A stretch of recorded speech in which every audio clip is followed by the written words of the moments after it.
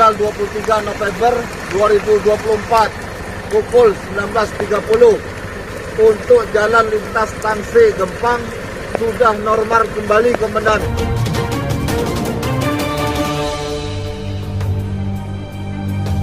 Melaporkan pada malam ini Sabtu 23 November 2024 pukul 22.17 Indonesia Barat sedang dilaksanakan perbaikan darurat terhadap badan jalan longsor di jalan kampung, yaitu perbatasan antara Desa Lutung dan Desa Belang Dalam.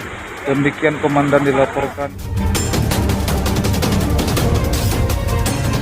Kami dari Korlantas 12 Sakti mendampingi warga membersihkan jembatan yang tersumbat bambu antara desa Daya Kampung Pisang dan Sumbo. Jadi sementara